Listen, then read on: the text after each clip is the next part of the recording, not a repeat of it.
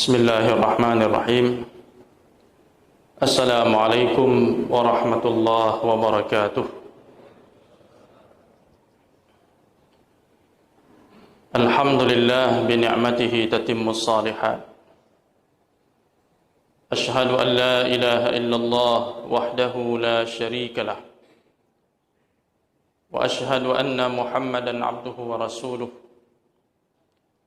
وصفيه من خيرة خلقه وخليله بلغ الرسالة وأدى الأمانة ونصح الأمة وكشف الله به الغمة وتركنا على المحجة البيضاء ليلها كنهارها لا يزيغ عنها إلا هالك اللهم صل وسلم على نبينا محمد wa ala alihi wa sahbihi ajma'in, amma ba'd.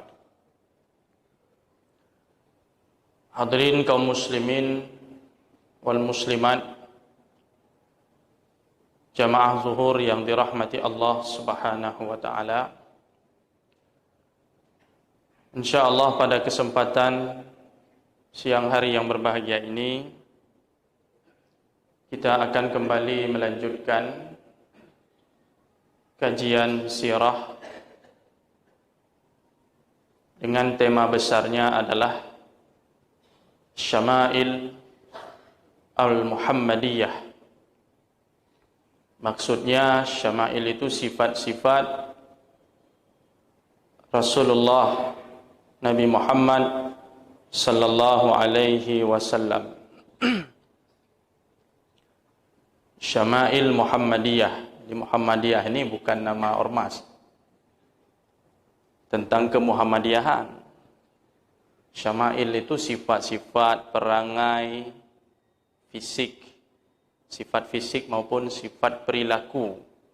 Muhammadiyah ini adalah, kalau dalam bahasa Arab disebut isim mansub, kata benda yang dinisbahkan, mendapatkan penambahan ya nisbah. Sifat siapa? Sifat Muhammad. Sifat-sifat yang terkait dengan Nabi Muhammad sallallahu alaihi wasallam. Jadi ya nisbah di situ untuk penyandaran. Sehingga dia berubah menjadi dari kata benda menjadi kata sifat. Sifat-sifat yang terkait dengan Nabi Muhammad sallallahu alaihi wasallam. Dan ormas Muhammadiyah pun saya rasa demikian, ya. Nisbah kepada Nabi Muhammad, ya, karena memang ajarannya ajaran Nabi Muhammad sallallahu alaihi wasallam. Muhammadiyah, nisbah kepada nama Muhammad. Jadi tema kita juga demikian. Syama'il Muhammadiyah, sifat-sifat perangai, perilaku, termasuk fisik, keadaan fisik Rasulullah Nabi kita Muhammad sallallahu alaihi wasallam. Kitab yang kita gunakan sebagai muqarrar ataupun sebagai panduannya adalah kitab Asy-Syama'il karya Al-Imam At-Tirmidzi rahimahullah, yang kemudian dijelaskan, diuraikan, disyarah secara panjang lebar oleh Fadilatul Doktor Abdul Razak Ibn Abdul Muhsin Abbad rahimahullah. Jadi dari kitab ini kita mencoba mengkaji ciri-ciri fisik Rasulullah sallallahu alaihi wasallam. Kita mengkaji perangai, sifat-sifat tingkah laku Nabi sallallahu alaihi wasallam. Karena Rasulullah itu merupakan uswatun hasanah, contoh dan teladan kita semua. Lantas apa perlunya kita mengetahui sifat fisik Rasulullah, sementara kita tidak mungkin menirunya?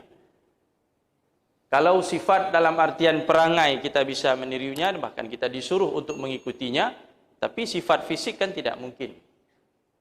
Rasulullah punya postur begini, tidak mungkin kita mengikuti postur seperti itu. Sejak kita dilahirkan sudah seperti ini, kecuali dengan merubah ciptaan Allah, tidak mungkin itu. Jadi apa fungsi kita belajar mengenal fisik Rasulullah sallallahu alaihi wasallam? Salah satunya yang paling penting kata para ulama di antaranya ketika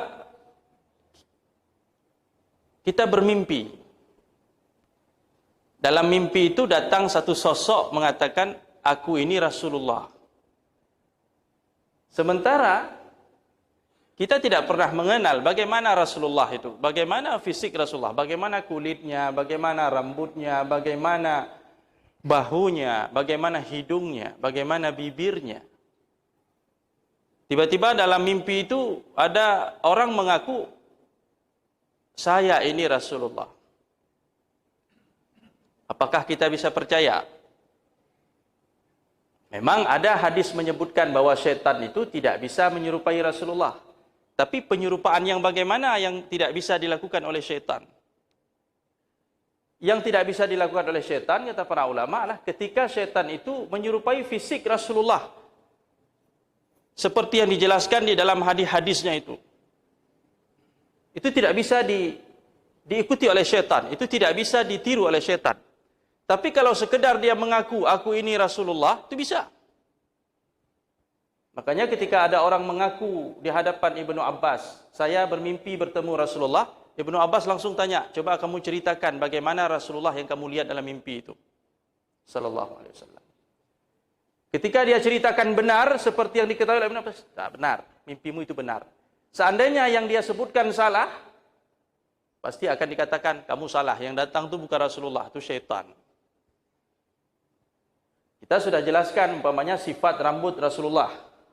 Bagaimana rambut Rasulullah? Tidak lurus, tidak terlalu lurus, tidak juga keriting, ya. Ikal. Tiba-tiba datang dalam mimpi rambut kerebo macam Sai Baba, dia bilang, ini Rasulullah. Anda bisa itu. Jadi kata Imam Tirmizi, nanti ada bab tersendiri tentang mimpi bertemu Rasulullah. Salah satu untuk menguji kebenarannya, apakah benar itu Rasulullah atau syaitan, dengan pengetahuan kita terhadap sifat-sifat Rasulullah. Dari mana kita tahu itu benar atau tidak? Sementara kita tidak pernah tahu, tidak pernah belajar bagaimana bentuk fisik Rasulullah sallallahu alaihi wasallam sebagaimana yang dijelaskan di dalam sunnah-sunnah atau hadis-hadis sahih. Ini perlunya. Tidak sembarang orang mengaku-ngaku. Jangankan Rasulullah, mungkin mengaku jadi Allah pun ada itu dalam mimpi. Ngaku dia, saya ini Allah. Tidak diwajibkan lagi untuk kalian syariat gini begitu. Sampaikanlah pesan-pesan yang menyesatkan, habis. Kenapa? Karena tidak punya ilmu tadi. Jadi ini salah satu pentingnya kita mempelajari fisik Rasulullah. Ini bab yang pertama tentang itu, dan ini juga merupakan bagian dari wujud cinta kita kepada Nabi sallallahu alaihi wasallam. Ketika seseorang mencintai seseorang, dia cenderung ingin mengetahui bagaimana. Dia akan mengenal bagaimana fisiknya. Orang tua sangat sayang kepada anak. Dan pasti orang yang paling mengenal tentang anak kita itu diri kita sendiri. Yang paling mengenal si anak itu ya orang tuanya. Dia tahu di mana, bagaimana hidungnya, bagaimana tangannya, bagaimana di mana tai lalatnya, di mana cacatnya, di mana apa lukanya, bekas lukanya, itu orang tua tahu. Karena dia sayang sekali kepada anaknya dan dia perhatian sekali kepada anaknya sampai fisik tubuh anaknya dia tahu. Dulu ada seorang sahabat Rasulullah wafat syahid dalam perang. Tubuhnya sudah tidak dikenali lagi, wajahnya sudah habis babak belur, terkena senjata tajam. Hanya ada satu bagian dari tubuhnya. Ketika dilihat oleh adiknya atau kakaknya, kakaknya mengenalnya, ini abang saya. Saya kenal dari tanda yang ada di tubuhnya. Jadi ketika kita mencintai Rasulullah, kita perlu juga tahu bagaimana sih Rasulullah itu sosoknya, posturnya seperti apa. Nah, ini sekedar kita mengulang urgensi dari pembahasan syama'il ini.